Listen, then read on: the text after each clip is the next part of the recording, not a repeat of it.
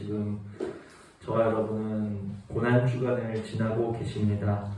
이 고난주간을 지나시면서 무엇을 묵상하다가 또 무엇을 생각하시다가 기도하시다가 이 자리에 나오셨습니까?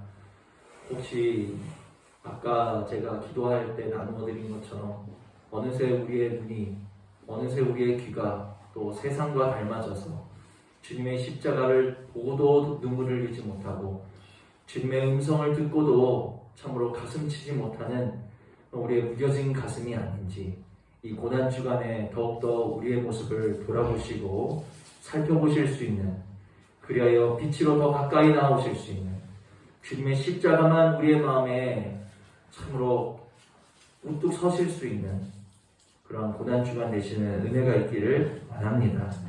또한 오늘의 말씀을 통해서 과연 주님이 십자가에서 보이신 그 큰 사랑의 의미가 무엇이는지 우리가 조금이나마 말씀을 통해서 나누실 때 우리 마음에 새겨지시고 기도 제목이 되시고 또 은혜가 되시는 시간이 되셨으면 좋겠습니다. 본문을 통해서 우리는 주님께서 죽으셨는데 과연 그 죽으신 누구를 위하여 죽으셨는가 하는 것을 우리가 오늘 본문을 통해서 누구를 위하여 대신 죽으셨는가 하는 주님이 대신 죽으신 대상들에 대해서 우리는 오늘 본문에서 알 수 있습니다. 6절을 보시면 우리가 아직 연약할 때의 기약대로 그리스도께서 경건하지 않은 자를 위하여 죽으셨도다. 주님이 누구를 위하여 죽으셨죠? 아직 연약한 자, 그리고 또 경건하지 않은 자, 연약한 자와 불경건한 자를 위해서 주님이 죽으셨다는 거예요.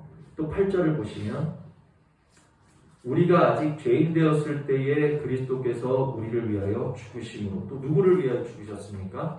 죄인. 또 10절을 보십니다. 곧 우리가 원수 되었을 때에 그의 아들의 죽으심으로 말미암아. 누구를 위하여 죽으셨죠? 원수. 그러니까 주님이 누구를 위하여 대신 죽어주셨는가, 누구를 위하여 희생하셨는가, 그 대상이 누군가 하니까 종합해보니까 누구예요? 연약한 자, 불경건한 자, 죄인이요, 원수된 자를 위해서 죽으셨다라는 거예요. 이 사람들을 위해서 죽으셨다라는 거예요, 여러분. 그래서 우리는 주님이 나를 위해서 죽으셨습니다, 이런 말들 많이 하세요. 주님이 누구 때문에 돌아가셨습니까? 하면 교회 좀 다니신 분들은 열이면 열 다 나를 위해 죽으셨죠, 이렇게 말씀하신다는 거예요. 그런데 오늘 본문에 의하자면 주님이 나를 위해서 죽으셨다 하는 것은 내가 바로 누구라는 고백인 거예요. 내가 바로 연약자입니다. 내가 바로 불경건자입니다. 내가 바로 죄인입니다. 내가 바로 하나님과 원수된 자입니다 하는 것을, 주님이 나 때문에 죽으셨습니다 하는 것은 내가 바로 죄인이요, 연약자요, 불경건자요, 하나님과 원수된 자라는 것을 고백하는 자백과도 같다라는 사실을 우리가 깨달으실 수 있기를 원합니다. 그래서 한번 제가 다시 한번 묻겠어요. 주님은 바로 이러한 자들을 위해서 죽으셨는데 그럼에도 불구하고 주님께서 여러분을 위해서 죽으신 것을 믿습니까?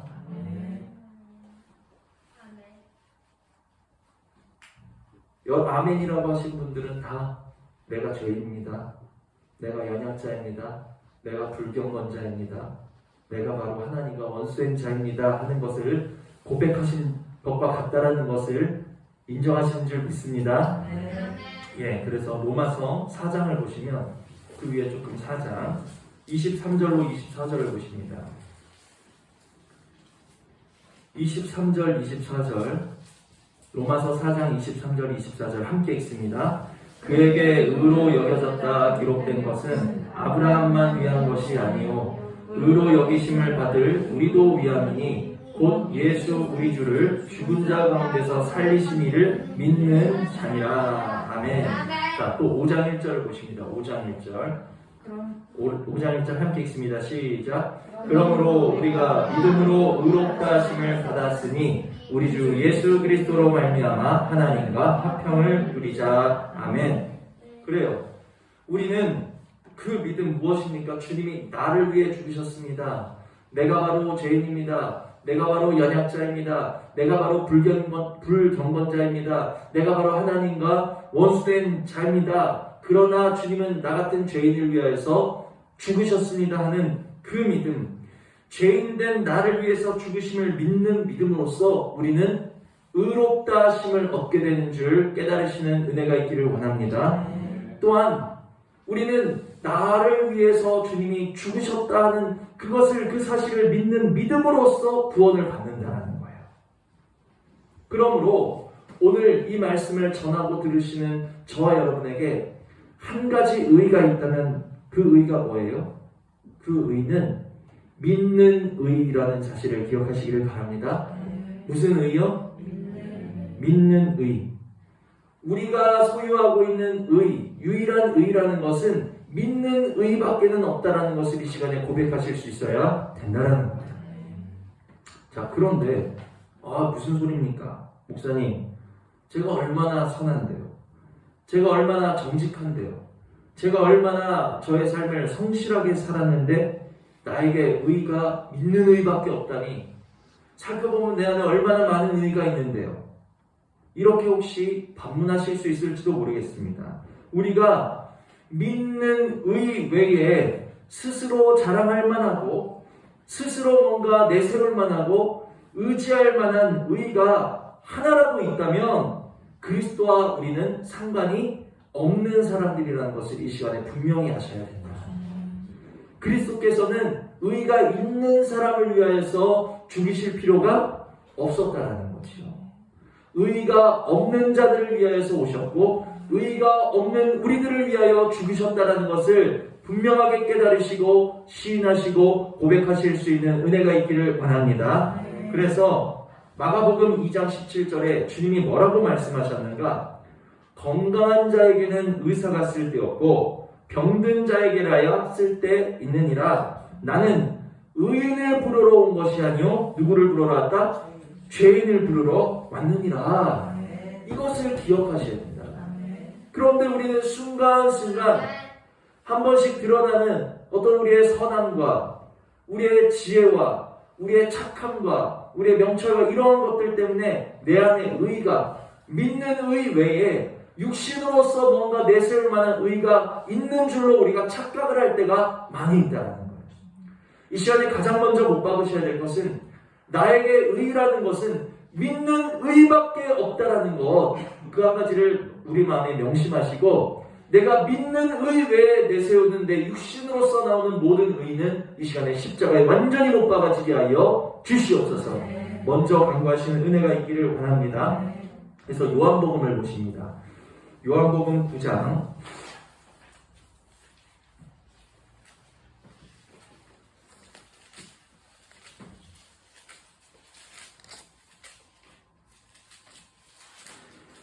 요한복음 9장 41절 요한복음 9장 41절 함께 읽습니다. 시작. 예수께서 이르시되 너희가 맹인이 되었더라면 죄가 없으려니와 본다고 하니 너희 죄가 그대로 있느니라. 아멘. 자, 이 말씀이 어떤 말씀입니까? 육신의 보고, 육신의 못 보고에 대한 누가 맹인인가 누가 맹인이지 않은가 그 육신의 보고 못 보고에 대한 말씀이 아니에요. 이 말씀은 맹인이 되었더라면 이게 무슨 말이에요? 자신이 맹인됨을 깨닫는 자, 자신이 죄인됨을 고백하는 자, 스스로의 힘으로는 볼 수 없고 깨달을 수 없고 설 수 없어서 주님의 만져주심이 필요하다 고백하는 그 사람들이 바로 누굽니까? 맹인이 되었더라면, 내가 맹인 되었다 고백하는 사람들, 나는 의의가 없고 나는 불경건하고 나는 죄인 되었고 나는 하나님과 원수되었기 때문에 주님이 필요합니다 고백하는 그 사람들이 이 말씀 속에 맹인이라는 사실을 깨달으시기를 바랍니다. 한마디로 나는 스스로 설 수 없기에, 나는 의의가 없는 자에게 나는 주님이 필요합니다 주님을 찾고 바라고 기다리는 자들은 너희가 맹인이 되었다면 어떻게 해요? 죄가 없으려니와. 내가 맹인됨을 깨닫고 주님을 바라는 자들은 죄가 없게 하신다는 믿으시는 은혜가 있기를 원합니다. 자, 그러나 또 누가 있습니까? 내가 맹인 되었습니다 하는 자들이 있는가 하면 또 반대로 내가 본다고 하는 자들이 있는 거예요. 나는 볼 수 있어. 나는 내 힘으로 볼 수 있고, 나는 내 힘으로 내 인생을 세울 수 있고, 나는 내 힘으로 내 인생을 얼마든지 주님 없이도 이끌어갈 수 있는 사람이야. 본다고 하는 자들, 스스로 할 수 있다 여기는 자들에게는 주님이 또 뭐라고 말씀하십니까? 본다고 하니 너희 죄가 그대로 있느니라. 너희는 해칠한 무덤과 같다라는 거예요. 너희의 죄가 그대로 있는 해칠한 무덤과 같다는 거예요. 너희의 할 수 있음으로, 너희의 자랑하는 의로서 너희의 삶은 겉은 번지르르하게 번듯하게 열심히 회칠하고 있는지는 몰라도 그 안에는 처리되지 아니한, 처리할 수 없는 죄성과 본성과 모든 더러운 것들이 아직도 가득가득 들어차 있는 회칠한 무덤에 불과하다라는 말씀인 것이죠. 주님은 누구를 부르러 오셨다고요? 스스로를 의인으로 여기는 자들, 스스로 본다 하는 자들을 부르러 오신 것이 아니라 스스로 죄인됨을 깨닫는 자들, 내가 맹인된 것을 깨달아서 나는 주님의 긍휼력이심이 필요하고, 주님의 지도하심이 필요하고, 주님의 손잡아 주심이 필요하고, 주님의 일으켜 주심이 필요합니다. 나는 주님이 필요합니다 하는 자들을 위해 주님이 오셨다 하는 것을 마음에 깊이 새기시는 은혜가 있기를 바랍니다. 그러므로 이사야 64장 6절에 뭐라고 말씀하셨습니까? 우리는 다 부정한 자 같아서, 우리는 다 부정한 자 같아서. 그 대선지자 이사야의 입을 통해서 하나님이 뭐라고 사람에 대해서 고백하게 하셨는가? 우리는 다 부정한 자 같아서. 우리의 의는 다 뭐 같아요? 더러운 옷 같아요. 우리는 다 부정한 자라는 사실을 마음에 새기시고, 우리의 의는 더러운 옷, 순화된 표현이에요. 벌레와 같다라는 것을 아셔야 된다. 우리의 의는 감히 하나님뿐만이 아니라 사람 앞에도 내세울 수 없는 냄새나고 찢어지고 누더기 된 더러운 의에 불과하다는 사실을 기억하시고, 나에게는 의가 없다라는 그 한 가지를 이 시간에 마음에 깊게 새기시는 은혜가 있기를 원합니다. 그래서 우리에게 있는 의, 우리에게 있는 단 한 가지 의, 우리가 자랑할 만한 의는 오직 무엇밖에 없다? 믿는 의밖에 없다. 믿는 의. 마음에 새기시고, 누가 뭐래도 하나님 나라는 믿는 의로서 들어간다는 사실을 기억하시고, 믿는 의만 굳게 잡으시고, 믿는 의만 자랑하시고, 믿는 의만 의지하실 수 있는 은혜가 있기를 주님의 이름으로 축복을 드립니다. 자, 그래서 지금까지 정리를 드리면, 그리스도가 나를 위해 죽으셨습니다 하는 것은 곧 무엇과도 같아요? 내가 바로 연약자입니다, 불경건자입니다, 죄입니다, 원수입니다 하는 것을 고백하는 것과 같다라고 말씀을 드렸습니다. 나를 위해 죽으셨습니다 하면서 그래도 내가 좀 선하지, 그래도 나는 다른 사람보다 깨끗하지, 그래도 이 정도면 괜찮지, 그게 아니라는 거예요. 우리의 의는 다 더러운 옷과 같다라는 것을 기억하시고, 하나님 앞에도 사람 앞에도 내세울 수 없는 것이 우리의 의라는 사실을 아셔서, 우리의 의, 내가 자랑하는 의는 다 십자가에 못 박아주시고, 오직 한 가지 의, 믿는 의만 굳게 붙잡고 자랑할 수 있는 그러한 은혜가 이 고난주간에 저와 여러분 가운데 더욱 새겨지시는 은혜가 있기를 주님의 이름으로 축복을 드린다는 거예요. 자, 그래서 다시 본문으로 돌아오십니다. 로마서 본문.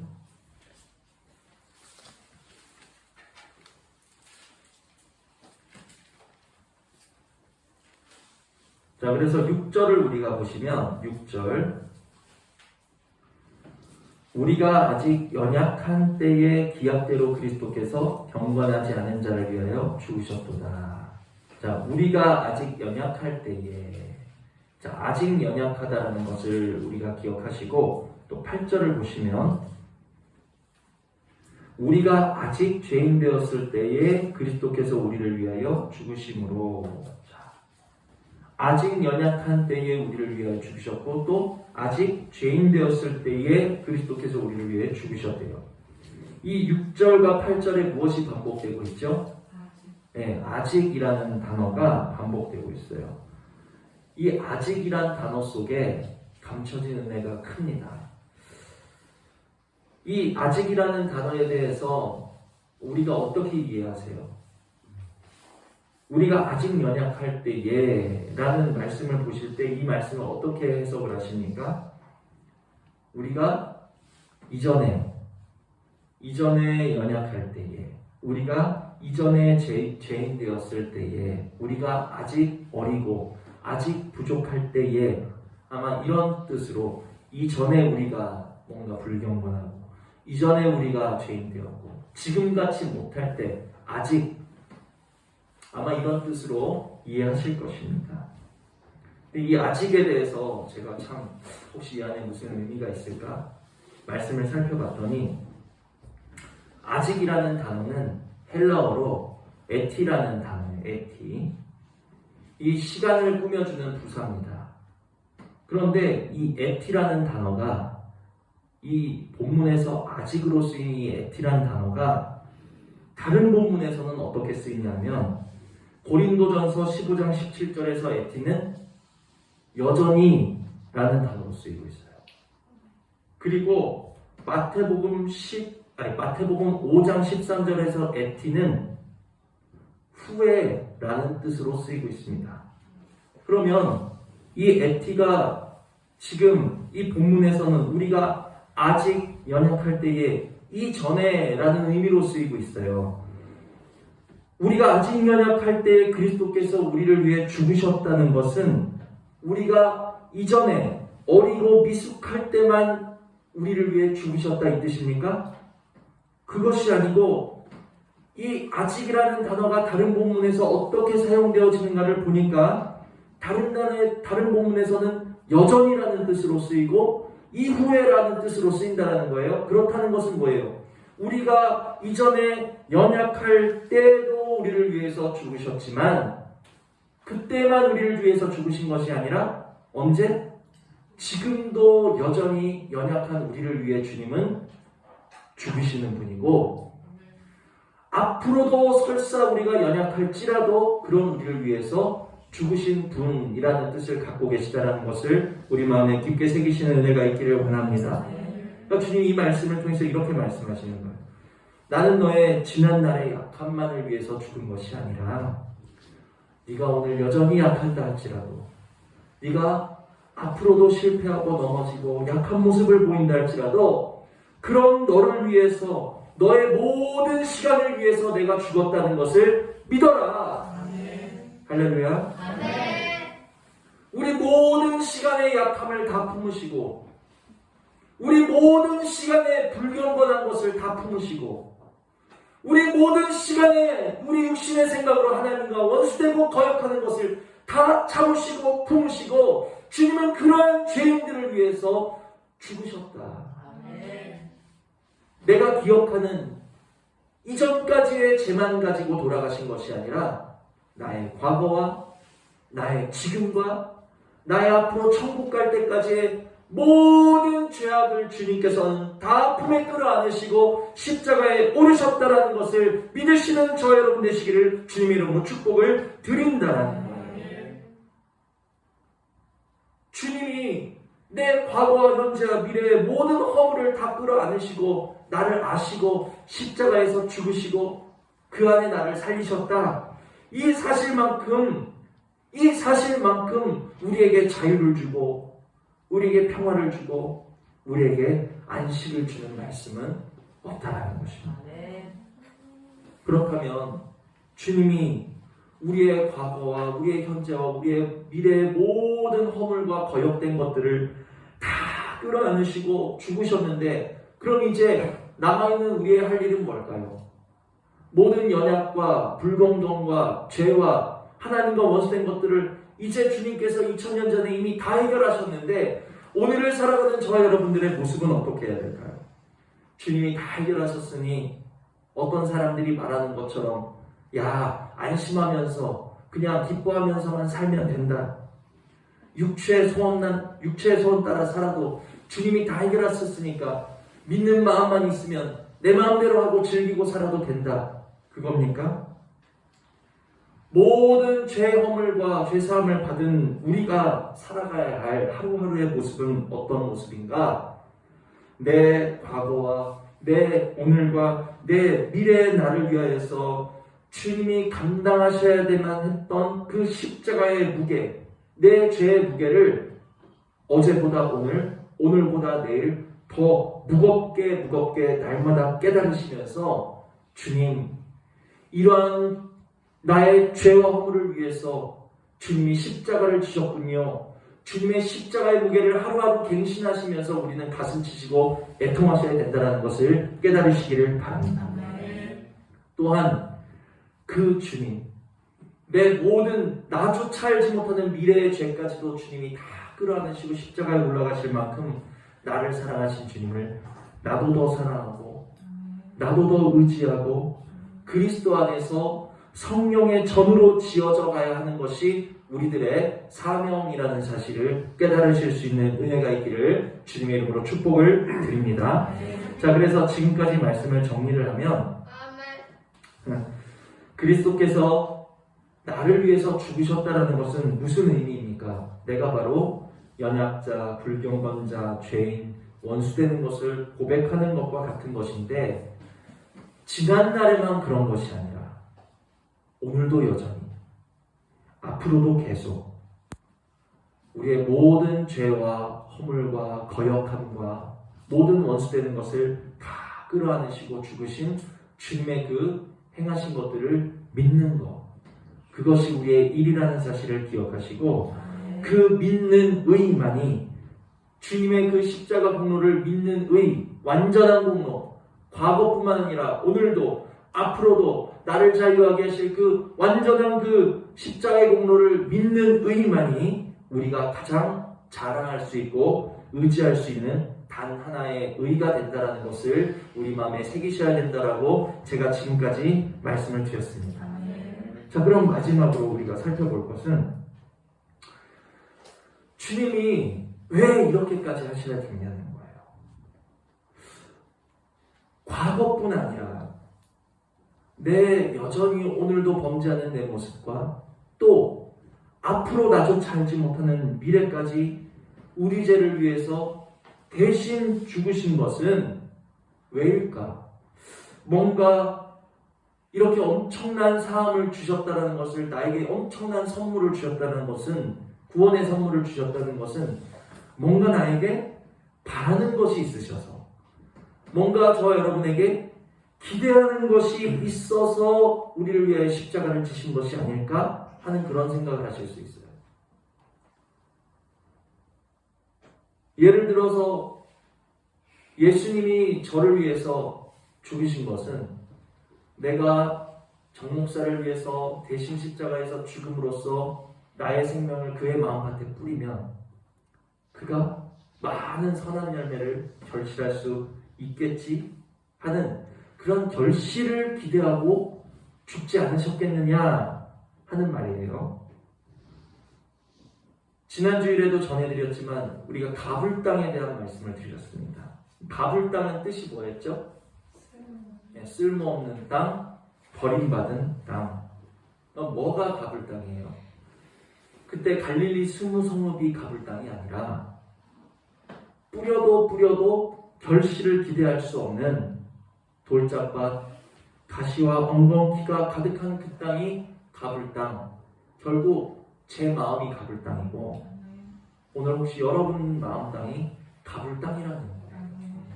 아무리 많은 말씀을 뿌려도, 아무리 많은 사랑의 씨앗을 뿌려도, 주님의 은혜와 그 말할 수 없는 총으로 수없이 씨앗을 뿌려도 싹나는 것은 그 중에 일부분이고, 그 중에서도 자라나고 꽃까지 피우는 것은 뭐 손에 꼽을 만하고 열매는 더더욱 그렇고, 우리 마음 땅이 가불 땅이라는 거예요. 주님이 나를 위해서 죽으신 것은 제가 뿌리기만 하면 그냥 막 100배를 맺는 옥토밭이라서 저를 위해서 죽은 것이 아니라 뿌리기만 하면 그냥 30배, 60배, 100배를 맺는 좋은 땅들이어서 땅을 묵히기가 아까워서 우리를 위해서 죽으신 것이 아니고 도리어 말씀의 열매를 기대할 수 없고 그리스도의 형상과 성품을 열매 맺는 것은 더더욱 기대할 수 없는 우리가 아직 갑을 땅일 때 우리가 여전히 갑을 땅일지라도 우리가 앞으로도 갑을 땅이라 할지라도 주님은 저와 여러분을 위해서 죽으셨다라는 것을 믿으시라는 거예요. 내가 100배를 맺는 사람이기 때문에 나를 위해서 죽으신 것이 아니라 내가 여전히 갑을 땅 되었지만 나를 위해서 죽으셨다는 거예요. 그러면 다시 질문이 오죠. 앞으로도 갑을 땅 될 나를 위해서 죽으셨다는 것은 결실을 기대할 수 없는 나를 위해서 죽으셨다는 거잖아요. 그러면 결실을 기대할 수 없는 저를 위해 여러분을 위해 도대체 왜 죽으셨냐는 거예요. 제 질문의 의도가 혹시 이제 이해되셨나요? 혹시라도 열매를 잘 맺는 땅이라면 농부가 땀을 흘리고 그곳에 수고를 썼고 정성을 기울이는 게 이해가 되잖아요. 그렇죠? 그런데 아무리 애쓰고 힘써도 결실할 수 없는 마치 좋은 땅에 좋은 묘목을 심어놨는데 열매 맺음이 없어서 하나님께서 어찌 땅만 묵히겠냐 파버리라 하는 그 나무처럼 열매 맺는 것을 기대할 수 없는 오늘 저와 여러분을 위해서 왜 죽으셨냐는 거예요. 그 이유는 8절에 나와 있습니다. 우리 8절 다 같이 읽습니다. 시작. 우리가 아직 죄인 되었을 때에 그리스도께서 우리를 위하여 죽으심으로 하나님께서 우리에 대한 자기의 사랑을 확증하셨느니라. 아멘. 주님이 오늘 가불땅된 뿌려도 결실을 기대할 수 없는 저를 위해 죽으시고 여러분을 위해서 죽으신 이유는 내가 죽음으로써 너희가 무언가 선한 열매를 맺어주겠지 하는 기대나 바람 때문이 아니라는 거예요. 그럼 무엇 때문에 죽으셨는가? 그냥 그저 주님께서 저와 여러분을 사랑하시고 계신다는 것을 알려주고 싶으셨던 이해가 되십니까? 당신의 사랑을 내가 너를 사랑한다 하는 것을 확증하고 증거하고 싶으셔서 죽으셨다. 이것은 제 말이 아니라 이 로마서 5장 8절에 증거하고 계신 말씀입니다. 내가 오늘도 여전히 열매를 결실할 수 없는, 내가 주님의 성품을 거둘 수 없는, 혹시 이후에라도 결실할 수 없는 내가 가불당으로서 눈을 감는다 할지라도 내가 그런 너를 사랑한다. 알기를 원하신다. 그래서 죽으셨다. 가능성이 있는 그 사람을 위해서 죽으신 것이 아니라 가불당된 그 사람을 위해서, 가불당된 나를 위해서 죽으셨다라는 것을, 사랑을 알려주시기 위해서 죽으셨다라는 것을 깨달으시는 은혜가 있기를 원합니다. 더 이상 자유할 수가 없어요. 주님이 죽으셨으니까 뭔가 바라는 말씀이 아니라 단지 우리를 사랑하는 것을 알려주시려고 죽으셨다 하는 것이기 때문에, 그래서 우리는 이 말씀을 통해서 중요한 한 가지 사실을 알기 싫어도 알 수밖에 없게 되는 거예요. 우리가 깨닫게 되는 한 가지는 무엇입니까? 사랑은 뭐다? 사랑은 죽는 것이다. 깨달으십니까? 주님이 사랑을 증거하시기 위해서, 주님이 내가 너를 사랑한다라는 것을 확증하시기 위해서 어떻게 하셨어요? 죽으셨잖아요. 죽음으로써 그 사랑을 나타내셨잖아요. 주님은 말로 사랑하시는 분이 아니에요. 그 말에도 능력이 있으셨어요. 주님이 죄사함을 받았느니라 말로 죄를 사하시는 권세가 있었고, 말로 사람을 구원하시는 권세가 있었고, 말로 귀신의 역사를 끊어내시는 권세가 있었고, 말로써 무덤에서 죽은 사람이 일어나서 걸어나오게 하시는 주님의 말에는 권세가 있었다는 거예요. 말로써 이 세상 모든 만물을 창조하신 분이에요. 말로써 하실 수 있었어요. 그러나 주님은 그 사랑을 말로 하지 않으셨어요. 말로 하실 수 있으신 분이 말로 하지 않으시고 죽으신 것은 우리에게 무엇을 알려주시려고? 내가 너를 사랑한다라는 것을 알려주시려고 말로 하지 않으시고 몸소 죽으셨다라는 사실을 깨달으시는 은혜가 있기를 원합니다. 그래서 사랑은 죽는 것이로구나. 우리는 알게 되는 거예요. 우리도 사랑을 배우게 되는 거예요. 주님이 십자가에 죽으신 것처럼 나를 십자가에 못 박는 것, 나를 십자가에 내려놓는 것이 사랑이다 하는 것을 이 고난주간에 확실히 배우실 수 있는 은혜가 있기를 축복을 드립니다. 사랑은 고린도전서 13장에 나와 있는 것을 쫄쫄쫄 외우고 요한일서에 나와 있는 그 사랑에 대한 정의에 대해서 쫄쫄쫄 외우고 사랑은 이런 거야, 사랑은 저런 거야. 사랑은 말이 아니라는 거예요.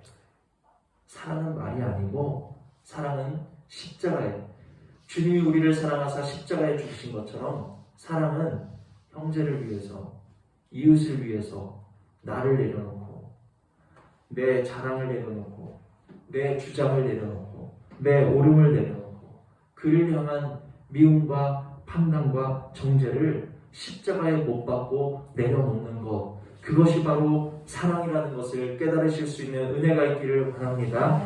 또한 주님을 사랑한다는 것은 어떤 걸까요? 형제를 사랑한다는 것은 방금 말씀드렸다시피 내 의견도 자랑도 미움도 시기도 내 감정도 다 못 받고 내려놓는 게 사랑이라면 주님을 사랑합니다 하는 것은 뭘까요? 사랑합니다 입술로 하는 게 사랑입니까? 그것이 아니고 오늘도 주님보다 앞서는 나의 판단, 나의 결정, 나의 생각을 십자가에 못 박고 주님께 내 자리를 내어드리는 것이 주님을 사랑하는 모습이라는 거예요. 이 고난주간에 사랑을 배우실 수 있는 은혜가 있기를 원합니다. 그래서 말씀을 마칩니다. 우리가 이 고난주간에 묵상하셔야 될 것은 주님이 나를 위해서 죽으셨습니다 하는 것은 무슨 고백과 같다고요? 내가 연약자와 같습니다. 내가 불경건자와 같습니다. 내가 죄인이요 내가 하나님과 원수된 자입니다 하는 고백이라는 것을 말씀드렸어요. 그러나 우리가 설사 아무런 것도 기대할 수 없는 가불당과 같은 죄인이요 하나님 나라에 하등 정말 유익을 끼칠 수 없는 쓸모없는 죄인에 불과하다 할지라도 나를 사랑한다, 그 사랑을 증거하시기 위해서 주님은 죽으셨고 주님이 나를 위해서 죽으셨다라는 그 한 가지 사실을 믿는 의, 그것만이 우리의 자랑이요 의지가 되셔야 된다는 말씀을 지금까지 드렸다는 거예요. 그래서 이 고난주간에 저와 여러분이 주님의 십자가를 묵상하시면서 조금이라도 그 사랑을 배우신다면 죽으심으로써 사랑을 증거하신 주님의 마음이 내 안에 머물게 하여 주심으로 말미암아 나도 형제를 위하여 말로 사랑을 구하고 말로 사랑을 표현하고 말로 저에 대한 나의 사랑을 표현할 것이 아니라 나의 주장을 십자가에 내려놓고 나의 옳음과 나의 판단도 다 내려놓고 주님과 같이 형제를 사랑할 수 있는 은혜가 이 고난주간에 나에게 임할 수 있도록 깨달아질 수 있는 은혜를 내려달라고 기도하실 수 있는 저 여러분 되시기를 원하고, 주님을 사랑하는 것은 더더욱 내가 예배를 드리니까 주님을 사랑하는 것이지, 내가 입술로 고백하는 거니까 주님을 사랑하는 것이지, 그것이 아니고 주님보다 앞서는 내 생각과 내 결정과 내 판단과 주님께 내 자리를 온전히 내어드리지 못한 우리의 모든 살아있는 육신의 자아를 날마다 십자가에 내려놓고 못 박으로 말미암아 죽음으로써 사랑을 증거할 수 있는 주님 닮은 저와 여러분 되시기를 축복을 드린다. 고난주간에 이 사랑을 위해서 주님의 주신 말씀을 많이 묵상하시고 이 고난주간에 정말 조금이라도 사랑의 열매를 우리가 맺으실 수 있는 은혜가 있기를 주님의 이름으로 축복을 드립니다. 주신 말씀 생각하시면서 잠시 기도하시겠습니다.